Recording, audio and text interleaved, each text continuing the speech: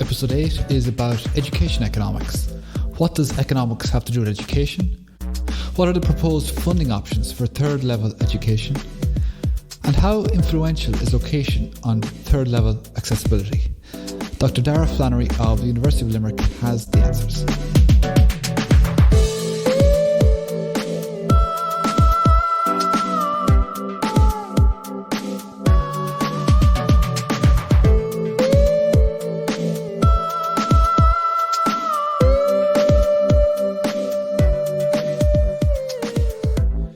Okay, so very welcome to this episode of the Irish Economics Podcast, and I'm joined here by Darragh Flannery, who's lecturer here at University of Limerick, and today we're going to discuss education economics. So Darragh, you're very welcome. It's great to have you. So to begin with, it would be interesting to think about, well, what is education economics? A lot of people would say, education is a universal right. Where does the economics come into the whole situation? I suppose economics come to it in terms of, the application of economic ideas, economic methods in the education space. We spend a lot of resources in education, obviously in terms of government spending, and we've across the globe a lot of resources dedicated towards education. So it's the application, as I said, in terms of economic principles and different methodologies towards the education space. Education is seen important, coming from almost like the macroeconomic model side of things in terms of the link between education, the development of human capital and economic growth. So there's the kind of macroeconomic link in terms of the individual level, that it's a link between education and the development of individual human capital that enhances people's ability to get employment, get higher levels of income. So that's where, and then interesting questions that kind of arise from that, in terms of, think of basic economic concepts of efficiency and equity. You can apply those kind of concepts within education. Is there, in the system that we have in Ireland, for instance, at primary, secondary, and maybe particularly higher education, can we look at them through the guise of efficiency and equity to see if there's policy recommendations or policy suggestions that we can make? Okay. So that's where I think economics fits with education. Yeah, I agree with you in terms of people see it as a good, but at basic economics we have scarce resources, so how those resources are allocated or distributed in the education sense is a kind of interesting kind of concept, I think. Yeah, so maybe we can break that down a bit more. So we only have so much money to spend on public services and ideas, I suppose. Well, how do we best spend them? Yeah. And the best value for the individual then in a lot of these traditional models would be, well, what education can they get that is best for their well-being and their employment prospects, things like that? Would that be? Yeah, right? That would be kind of, there'd be a couple of strands of thought, I suppose, around in terms of the human capital theory, human capital framework, in terms of viewing education very much from an investment perspective. Yeah. So you'd say finish upper secondary, for instance, and you're deciding whether to go to higher education, whatever path you want to do, and the human capital approach, if you were to take that, would be to view it as an investment, that, okay, you face certain costs, and they might be upfront costs like fees, like accommodation, varying types of costs that you might face. And then from the benefit side of things, that you might accrue benefits to in the form of labour market benefits, particularly across your life cycle. So when you finish the degree for the next 40 odd years, you earn extra money and you have greater employment prospects because you went to college compared to if you didn't go to college. So it's like a cost benefit decision, but it's very much from the human capital perspective, from Becker's kind of human capital model perspective, it would be seen as an investment type process. Right. So from the individual perspective, now there are other strands of thought. I suppose you could see it as a consumption idea as well. Some people just like to learn. So some people go to college and they like to learn. So that's a motivation or incentive for people to go. Again, I'm just using an example of higher education in terms of that choice. The investment side, look, I say this to my first years, people don't, I would imagine 17, 18 year olds don't sit down and get a spreadsheet and map out and kind of go, oh yeah, this and that, but it might be there implicitly. Maybe they put different people put different weights in it. Maybe the parents put weights in it, but that's the idea with that kind of, I suppose, a keystone kind of theory within education economics. But then you could make the argument that the value isn't just how much money you can earn, it's how much you enjoy the work or where it brings you and other opportunities that come with it. So these are the things people think about, well, what job do you want to do? that would sort of fit into that model, I think, in that way. Yeah, there's a return, like the kind of using the lingo inside the different returns to education. So, they create the incentive for you to make a choice. They increase the perceived benefit as opposed to the cost that you derive from something. So in that case, education. So you might have benefits a return to education from a financial point of view in terms of labour market and all the things I mentioned before. And there might be other benefits like, the better quality of life, or you get a job that you enjoy more as opposed to having to work in a job that you don't enjoy as much. So from a life satisfaction perspective, there might be, perceived returns there as well.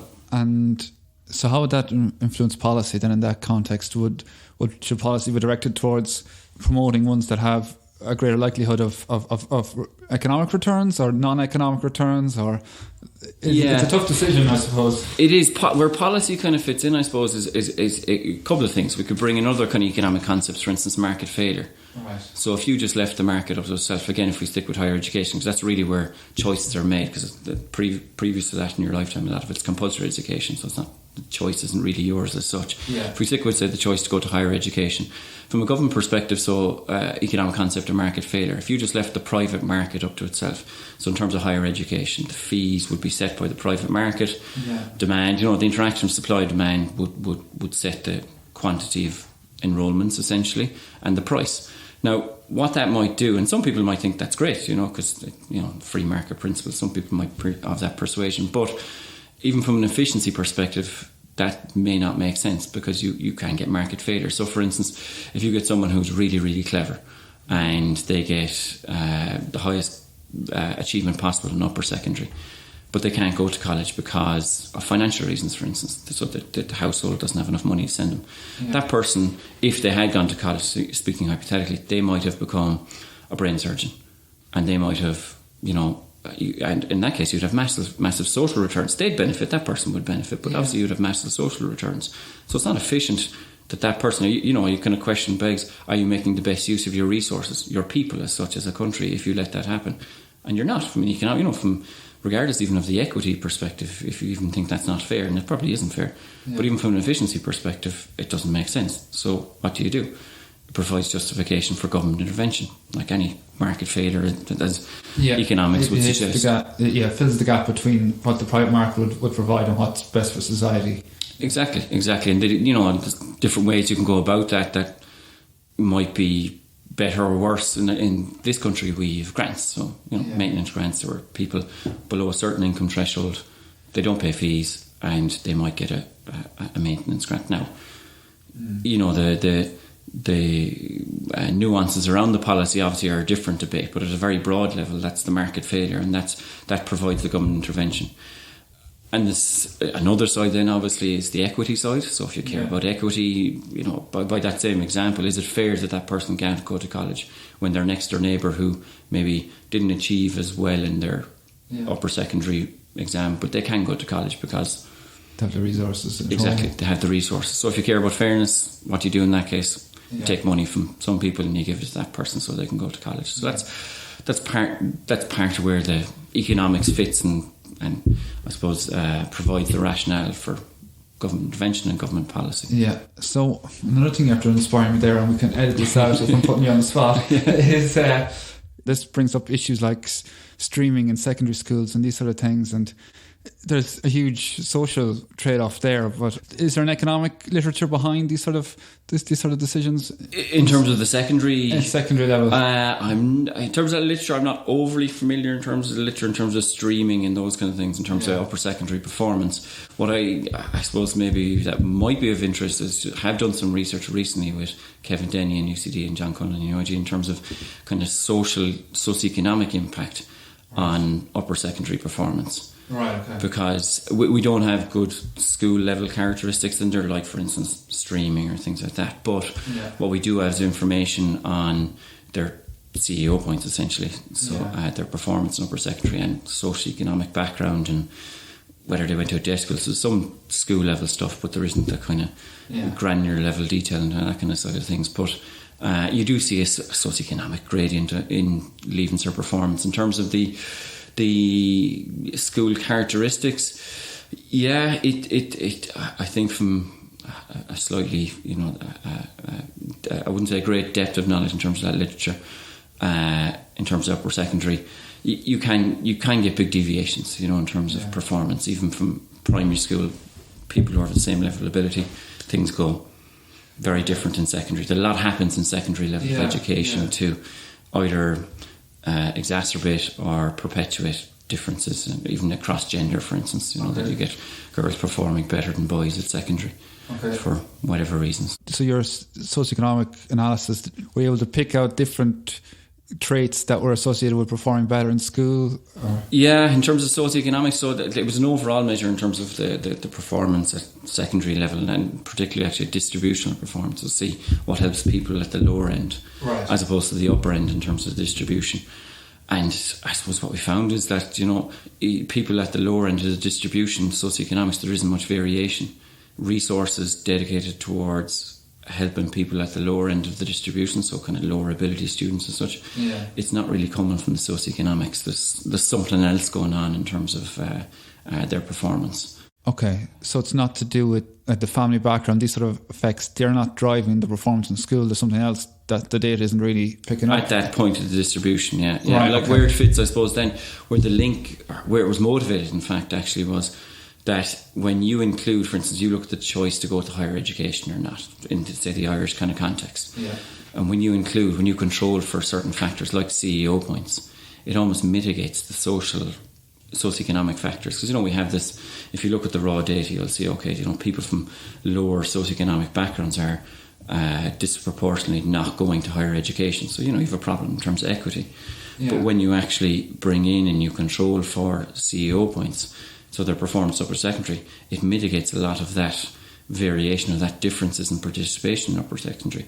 So what it's suggesting is actually the problem is further back.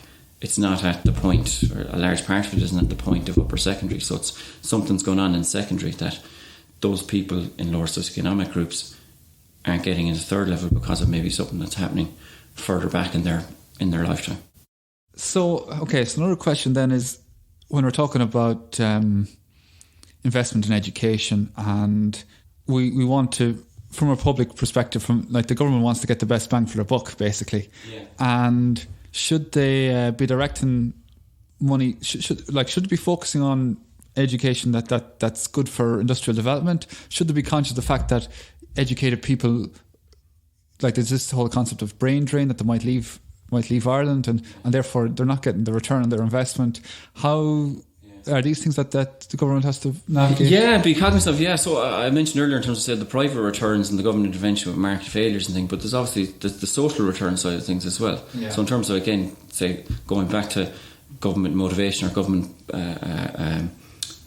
reasons for policy interventions, so the social returns are big ones, and part of that is things like externalities, for instance.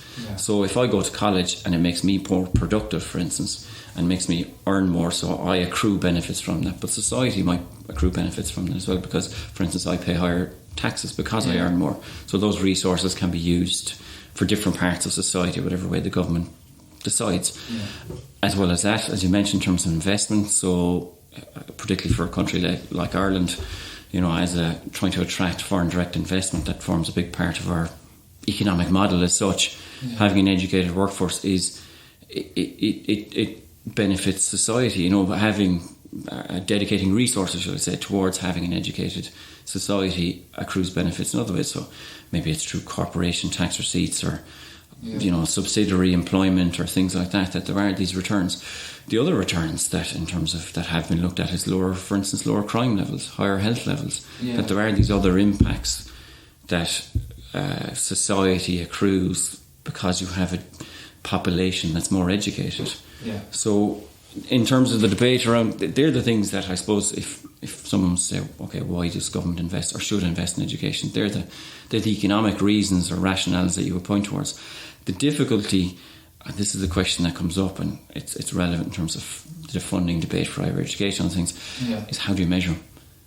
And where does the burden lie? So it's easy to understand the link between, okay, I go to college, that means I earn more, and there the benefit accrues to me. So by that rationale, you say, well, you should pay for education because you're the one deriving the benefit. From an economic perspective, Yeah. But at the same hand, there's a wider benefit for everybody else. There's a wider benefit, but quantifying those and comparing them to the other the private benefits that's a very tricky kind of side. Even measuring the private benefits is a tricky exercise in terms of people have made careers out of trying to accurately measure those private benefits, the actual causal link, the explicit link between increased schooling and people earning money, extra money. So the devil is in the detail, I suppose, in terms of trying to see that balance, or try to best inform that balance between social returns, private returns, market failures, and that's where it becomes possibly more of a judgment call, or somewhat of a judgment call, in terms of voters or governments, essentially. Yeah, and like the pure economic approach, maybe to think, well, what's the total benefit? What's the benefit? What proportion of that was the private benefit? What proportion of that is the public benefit? But that's very difficult. And then you think about things like, you see Dublin in the last 10 or 20 years becoming a hub for all these digital industries or whatever. But it has a benefit for Dublin, has a wider benefit for Ireland, but also because this is a really popular area for these sort of technologies, that's attractive for bringing talented people into Ireland as well. So this is another externality that Dublin is benefiting. Agglomeration kind of affects exactly. So these are things that very hard to quantify, but I suppose justify the public investment in the first place. Yeah, there has been some research. There've been individual studies, for instance, to look at the impact on crime. So to take advantage in change of years. So in terms of the methodologies used at a basic level, it's take of change of years and compulsory schooling. So one cohort of one generation, for instance, had to stay in school till they were 15. The next generation had to stay in school till they were 16. So to take advantage of that break in policy to see, what's the causal impact? What has been the direct impact of having extra people educated, for instance, on crime levels, and they find crime goes down, or civic participation, so proportion of people's voting and things like that, and there is evidence for those. There's other instances, a guy called Walter McMahon, who's tried to bring all these things together and say, where's the burden lie? And I don't know if it's a typical kind of economist kind of answer, but it seemed to be 50-50. Right, that was the answer, so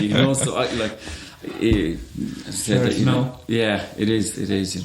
So this whole human capital approach is one way of looking at education, but there's other theories out there like signalling. Now, signalling is something that I'm aware of when it comes to, you have to project that you have a certain ability or whatever, and I always thought of it as a bit like an old wives' tale as opposed to a formal theory, but there is a bit of a theory behind it. So the signalling theory, it was kind of, I wouldn't say a reaction, or kind of to the human capital kind of theory. It's very different. It has very different implications in terms of even education policies. So I mentioned the human capital model. The assumption or the link that makes is that you get extra education, that makes you more productive. Because you're more productive, that means you earn more. So kind of traditional economics, you are more productive, the people who are more productive earn more. How do you get more productive? It's by building human capital, by getting the degree or whatever, getting extra education. What the signalling kind of suggests is, there is this link between extra education and earnings, so it kind of agrees on that point, but it says it's for different reasons. It doesn't make the link between education and productivity. All it says is that education gives you a signal that you may be productive, and it helps screen the marketplace between, say, different cohorts or different groups. So people who have degrees, they're generally more productive, or they give out this signal that they might be more productive. How employers, for instance, how they screen through in terms of their hiring decisions is that they use this signal, this educational signal, essentially, to help them screen through the labour market and help them in terms of identifying people who may be productive. It breaks with the human capital theory, in that the human capital theory makes this explicit link between extra education means you are more productive and you earn more. The signalling doesn't make that link in terms of... There's a bit of noise around the cause and effect, I suppose. And the implications, I suppose, why it's important in terms of implications is that, so with the human capital model, people are more productive because they get extra education. So therefore it makes sense to invest in education, for instance, and going to college, and the systems that we have set up now kind of reflect that in a way. The signalling would kind of put a question mark against that, because it would suggest, actually, is spending 4 years in college the best way to signal that you are a productive worker, or that you may be a productive worker? Is there other ways you could design the whole education system to be able to screen for employers, or to have a system in such a way that it helps employers in a way in terms of screen their marketplace, in terms of demand for labour, that that college might be inefficient in that kind of way. Right. The college system that we have is inefficient, so there might be. So the college system is based on the fact that you do 4 years, you develop a set of skills, and therefore when you go for a job, the job says, well, you've spent these 4 years, you have these skills. The signalling approach would say, well, you've spent the 4 years, you may have these skills. It's probably most likely that you do. But you have a degree. So the degree tells me, or signals to me, that, okay, this person, as opposed to people without degrees, is possibly a productive worker. Whereas... Yeah, so what's the alternative then following the signal approach? Is it to have signals along the way or better ways to test? Yeah, essentially, yeah. Kind of just better ways to test in terms of whether people are productive workers. So maybe shorter ways. Does someone have to spend 4 years in college to get that signal? Is there a more efficient way to screen these people, or to get an accurate signal of these people into the labour market? So it's a different way of viewing the use of education, I suppose, or the motivation for it. I suppose it relates to things like, I know in Limerick especially, there's a lot of job placements when it comes to degrees and things like that, so that might help with the whole signalling process. Exactly, and aspects like that in terms of... But I say to my students as well, in terms of human capital, that so the empirical evidence tends to lean towards the human capital, that it does improve productivity. There's been a lot of studies to kind of look at both. The signalling empirical evidence is mixed. Essentially, there's a thing called sheepskin effects that's been looked at. Right. So to look at, so if someone has 15 years of education as opposed to 16 years of education, the human capital model will say, what do they have? They have an extra year of education. So that's how, it's a marginal benefit. Exactly, it's a marginal benefit. Whereas the signal would say, if you move from 15 to 16 and you get a degree, there should be a big jump in the link between that year of education and your earnings. You should see a spike in terms of, because you got a piece of paper. Yeah, that makes sense though. Like it makes intuitive sense to me that if you have the piece of paper, you're going to do a bit better. Yeah. But the empirical evidence is it's mixed in terms of taking the I think different countries and different contexts have found different things. Yeah. So there isn't a uniformity, or a kind of big headline study where this kind of a recent study in Colombia that took advantage again of a policy break to look at the impact of the amount of education people get, the intensity of education people get in terms of contact hours or years in education, and their productivity later on in work, and found a link between it. So it kind of supports the human capital framework in terms of get more education, you are more productive. So it's an interesting field, that it's still kind of under the microscope in terms of empirical analysis. And so another aspect then sort of struck me as interesting was the returns to different types of education change through time, and maybe it's like supply and demand, that maybe 20 or 30 years ago or more, if you got a PhD, you were at the top basically, whereas now a lot of people, especially since the recession, a lot of people got PhDs and it maybe doesn't have the same earning power as it once had. Now you're not going to go too far wrong with a PhD, but I think supply and demand plays a role here, that there's more supply. So would these things change through time, and would this affect policy then, that maybe we should be trying to balance out oversupply in some areas? Yeah, absolutely. I look in terms of the premium attached to higher levels of education. There is, there's evidence in terms of there is a diminishing marginal return to years of education or levels of education. That there is still a positive benefit in terms of earnings, and the OECD reports, and there's been reports in the US, not so much in Ireland, about returns to postgraduate education, for instance. Yeah. But that there is a positive return in terms of your earnings from getting extra education, but it does have a diminishing effect to it. And that kind of makes sense. You think of it, what's the return to reading and writing to an adequate level? The return is massive. Like in terms of the labour market, even in terms of your daily life, if you can't read and write, so let's kind of equate that with a primary education, for instance. If you can't read or write or do simple maths to a basic level, you're fairly hamstrung in terms of the labour market. So the return to that level of education is quite high. There's still a positive return as you go up, getting your leaving cert or getting your upper secondary education, getting a degree, master's, PhD, there's still a positive return. But in terms of the returns to them over time, yeah, as I said, in terms of supply, one would imagine, the supply has gone up massively. Another interesting one was IT, because I remember when I was in school and I knew people who did IT degrees, and companies were coming in, this is in the late 90s, companies were coming in and pulling people out basically in the middle of their degrees and giving them jobs because there was such a shortage of people with that skill. And then 2 or 3 years later, there was that whole .com bubble burst, and there were just, people had no jobs. But after that, then that led to a shortage because people said, don't touch that area. And now maybe there's still a legacy of that to a certain extent, but more people are going into that area again. But so the cyclical kind of nature of it as well in terms of the labour market. Exactly, yeah. Like there is Seamus McGuinness in the SRI, he's done a lot of work in terms of skills mismatch. Right. And, even say skills mismatch, that this idea that there's over-education in the market, that the education system, I suppose, is not perfectly aligned in terms of the skills and competencies that are required in the labour market. Yeah. I think Seamus's research, off the top of my head, I think, has found that Ireland is pretty high on that by those measures of over-education, those over-education metrics in terms of their labour market. But there is just kind of related point, the returns. There's a lot of heterogeneity around the returns. So, you see kind of a lot of measures, and you see this in economics a lot, that there's an average effect of something, so the impact of something on something, so education and earnings, and you get the average effect. But there's massive heterogeneity around it in terms of the returns to different things. So the returns to an arts degree is vastly different to the returns of a computer software degree or an economics degree, for instance, but they might vary across time. Yeah. But people still do them. People still want to do an arts degree, and they still want to do a degree in tribal dance or whatever it is, because they like doing it. Brings back to the kind of start of the conversation that we had. There's a consumption benefit to them. There's a social benefit to them. Yeah.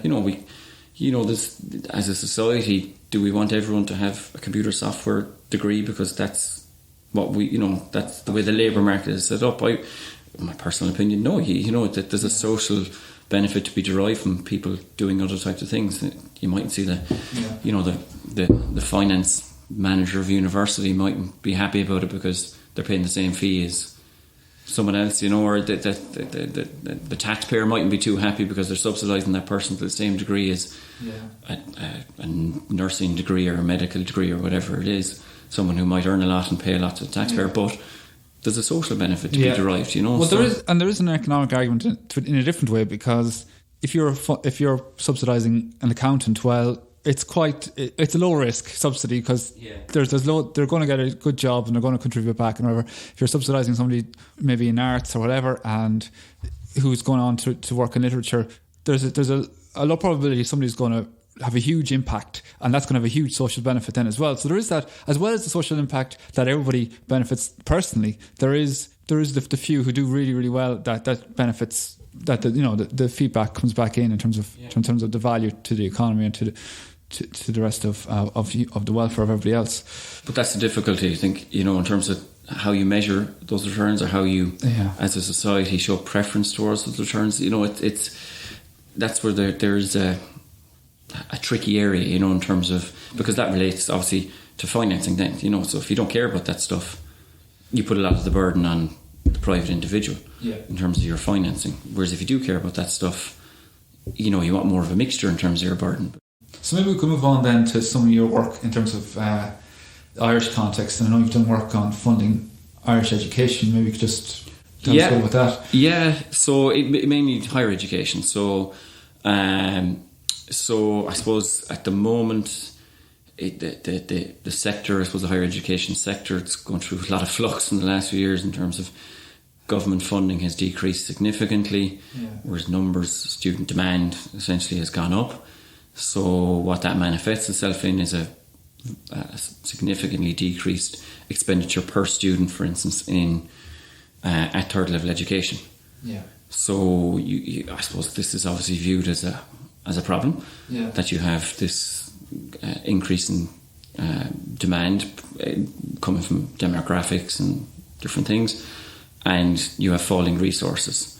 So how it's manifested itself, one issue, I think it's the second worst student staff ratio at third level education in the OECD. I think Turkey are the only country behind us. Right. People point towards rankings, but okay, kind of give or take them in terms of their metrics. But in terms of research output and things that people point towards, that there is an issue at hand, and obviously in terms of funding and into the future as well, because demographically the projections are more people are going to go to third level education. So there has been options put forward, and there's been a thing called the CELS report 2-3 years ago now. At this stage it was published. And it put forward different options. So the current system we have, you have an upfront fee, €3,000, that students have to pay per annum, and some people get the grant, obviously. So roughly around 40-45% people might get the grant. That means that they don't have to pay that fee, and they avail of that if they meet a certain income threshold. But the majority of people do have to face this fee. And I suppose my research has looked at in terms of alternatives, and some of the alternatives mentioned in the CELS report in terms of the redistributive nature of potential alternatives, and also the debate around them in terms of efficiency and equity, bringing back to basic economic concepts. So one of them is called an income contingent loan. Right. It's a system that's been involved in the UK and in Australia. Like anything, you can do something badly and you can do something well. Any kind of system that you design in terms of financing. So it's an alternative to a proposed alternative, should I say, in terms of the current system that we have. So would that be like a loan that you get, your fees are covered, but then when you start earning money, you pay back, and the amount you pay back depends on how much you're earning? Exactly, the keyword contingent, exactly, And that, as opposed to, and that's, I think, that is something that's lost in the debate. A lot of it, that word loan, debt. You think of your mortgage, you think of your car loan. And they're called mortgage style loans in the sense that, and it's like the US system, theirs is very much a mortgage style loan. So you borrow, you sign an agreement to say, look, I will pay back, say, €500 a month for the next 10 years or whatever it is. And that's what you pay back. No matter what your income is, no matter what you have a spell of unemployment or whatever it is, that's what you pay back. That's what you pay back in the States, is that? Exactly, that type of mortgage system. As opposed to the income contingent loan, there'd be a lot more mechanisms or parameters on. For instance, there would be an income threshold at which you start repaying back. So for instance, if you come out of college and you don't meet that income threshold for whatever reason, in terms of your spell of unemployment, you don't pay back anything. That's where the taxpayer comes in. The taxpayer takes some of the risk, takes some of the burden in terms of this funding. So once you reach that threshold, then you start repaying. And again, you can. The devil is in the detail in these things, and you can design a system to be okay. Say you pay 10% of any income, and 10% of any income you earn above a certain threshold, that goes back towards servicing your loan, for instance. And then, so would there be perverse incentives that, I could get a promotion here and earn more, but that means I have to pay more on my loan, and therefore I might just stay where I am. Yeah, but like the tax system, it's the exact same as the tax in terms of marginal taxes. So it's not too dissimilar from that kind of side of things. So the key is, I suppose, in terms of a threshold, is to not set it too low that you're capturing graduates who mightn't be deriving any benefit from the degree, that they can't get a job, so they're not deriving any benefit. So it's not really efficient or fair to take money off them, and not to set it too high either that you don't capture any money. In terms of the perverse incentives, like I said, it's like the income, like any income tax system progressive income tax system that you have in the world. You have the same thing. The alternative, if we compare it to the alternative, for instance, in terms of the current system that we have, it's an upfront fee. So what it does is it takes away, this is my economist hat, it kind of, it makes, from an efficiency and equity kind of viewpoint, if you have that poor household, for instance, that person who I mentioned earlier that did really well in their upper secondary education but can't go because they see it's €3,000 fee, for instance, and they say, or even if they're not low income, for instance, because the grant might cover them, they say they're in that threshold that it doesn't cover them, that point at which they can't qualify for a grant, but maybe the €3,000 fee is too much for that household, so they're caught. So that kind of person in an alternative income contingent loan system, for instance, goes for free. They don't pay anything. What they pay back depends on what they do with themselves later on in life. It's not contingent on their parents' income. It's not contingent on their household income. What they pay back is contingent on them throughout their life cycle. And so at what stage of consideration would this be in the whole policy? Oh, God. It went to higher education. So on the policy side of things, the report went to a committee Higher Education Future Funding of Higher Education Financing Committee. The committee is to report back to the Minister.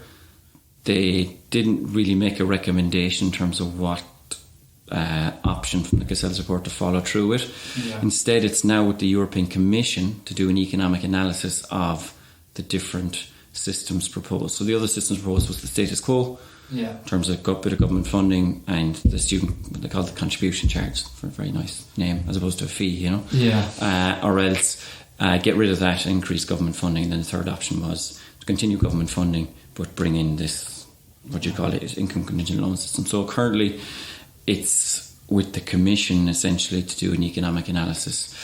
Part of my research, coming back, you asked in terms of my research, has been to do kind of an economic analysis on it from the point of view, for instance, the redistribution of impact of it. So it was part of my PhD actually with my supervisor Carl Ladunio, who you know, was to look at, to simulate the impact of bringing in an income contingent loan.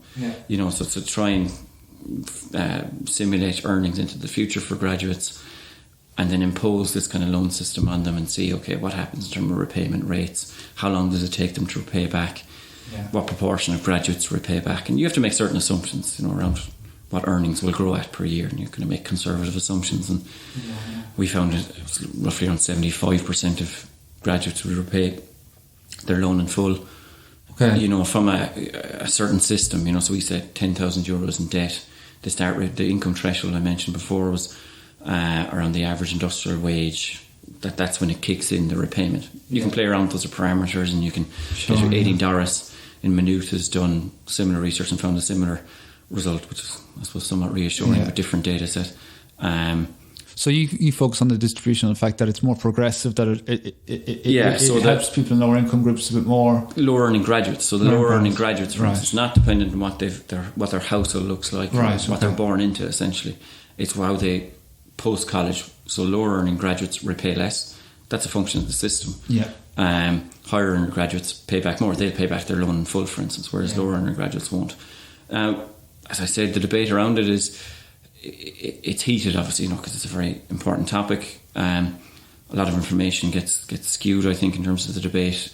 You can bring in things, for instance, which I think Aidan more looked at with Bruce Chapman, an Australian colleague, as the idea of repayment burdens, which they have in Australia. So you can actually cap the repayment on a given month or any given year that people face. So you're not paying back, €500 in any given month. So there are mechanisms you can put in a system. You can do it badly. The UK have done it badly.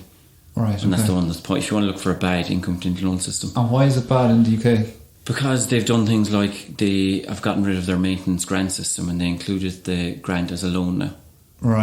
So for instance, instead of having a grant system, they've converted into loans. What you're doing there is you're just giving lower income people more debt, which is just ridiculous. And that's never been. I don't know much about the UK system, but it seems to be much more burdensome in terms of the loan that you're shouldered with. Like even the amounts. So what they, the amounts that they do. If you compare it to the Australian system, the actual a fee amount basically, or the debt that you accumulated, is higher relative to Australia as well. If you look at the politics of it, when did that happen? It's happened post 2010-11 when a certain party wasn't, so it's there's political side to it. Now, you could say in Ireland that could happen as well, in terms of if you brought in a system, it's at the political kind of whim.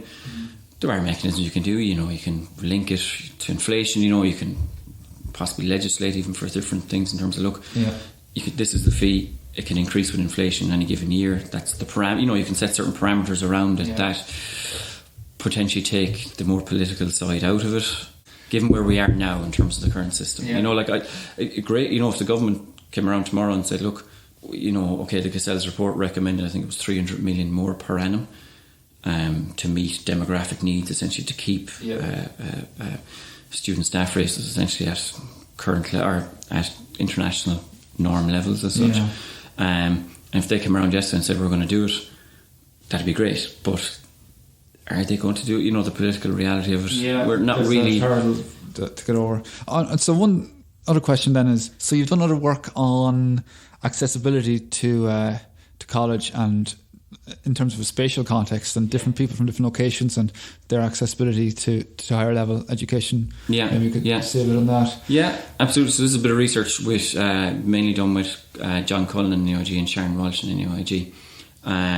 So what we've done is what motivated actually was an initial study to look at see if distance impacted the decision to go to college. Yeah. And what we found was that we saw variations by social class.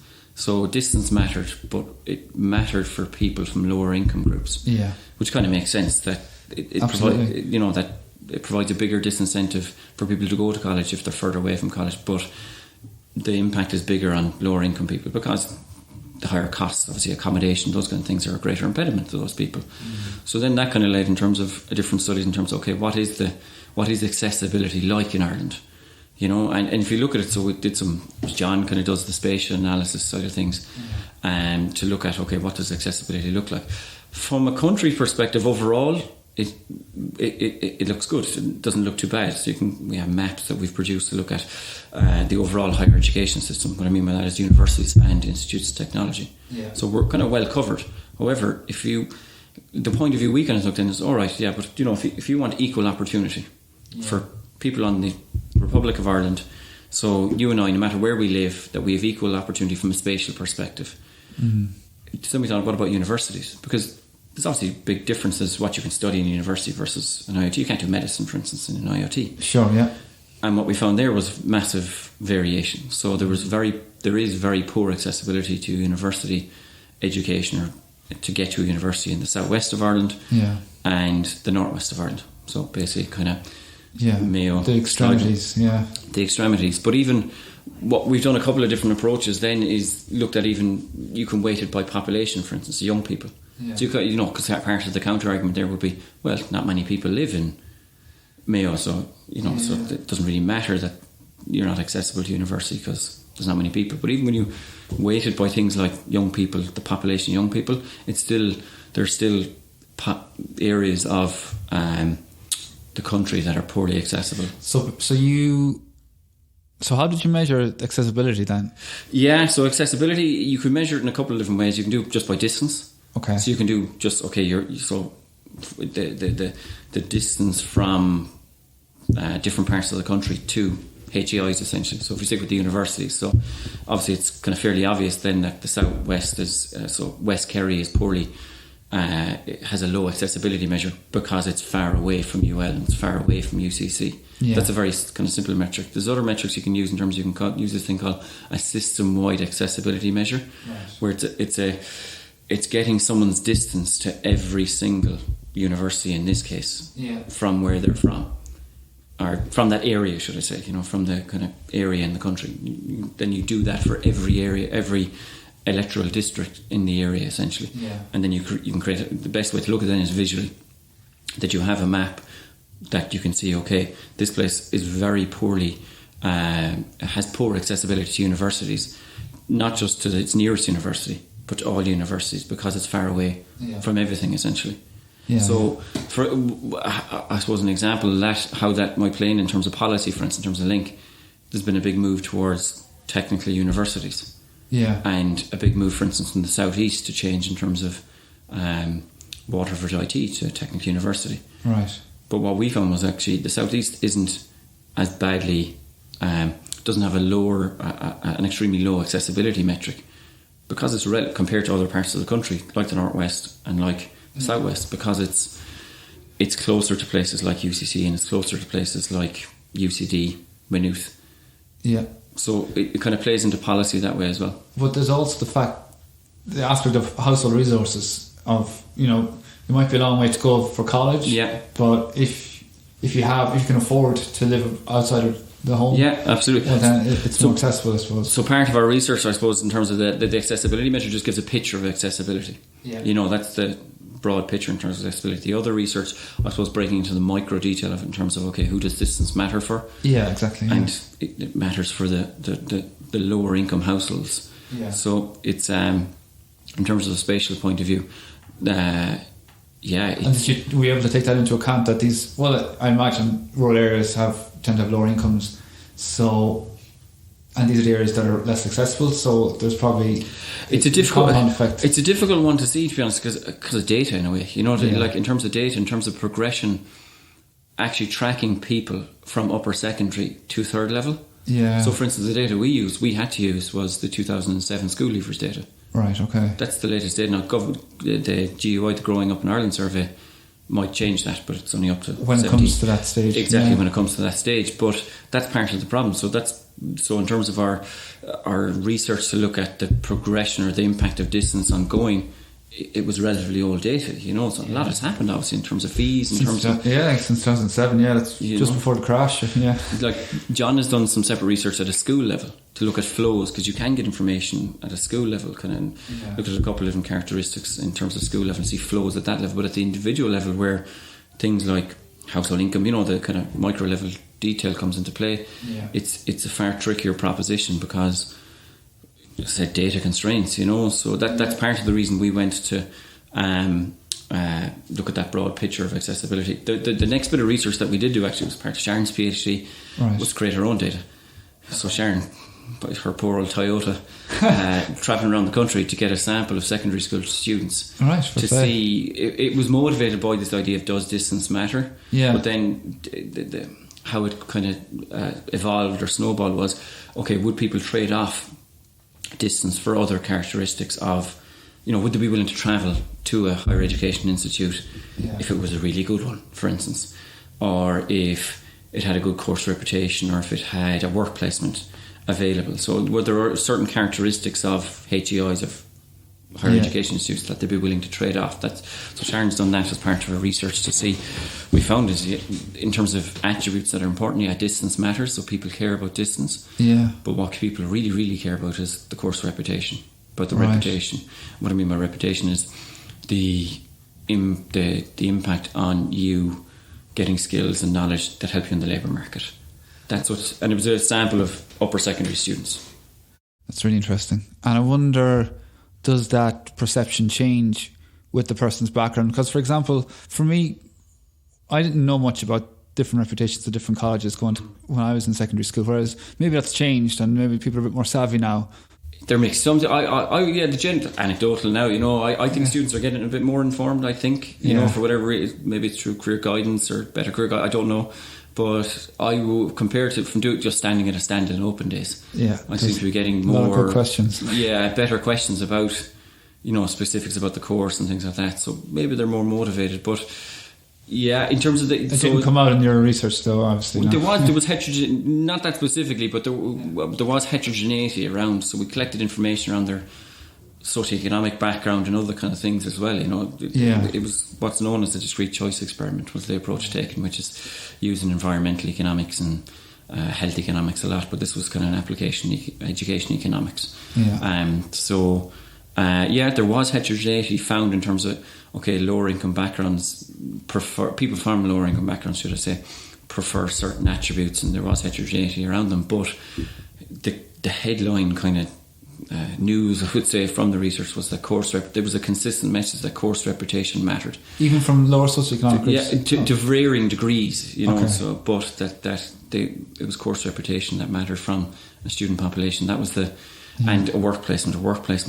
The kind of the labour market characteristics. It kind of goes back to the human capital idea, actually. In fact, that we kind of looked at and thought, the students are worried about, can their higher education institute enable them to get a good job, essentially, which kind of lends it, in a somewhat indirect way back to the human capital thing, that are they thinking about this stuff as they're formulating their choices, that's definitely really interesting.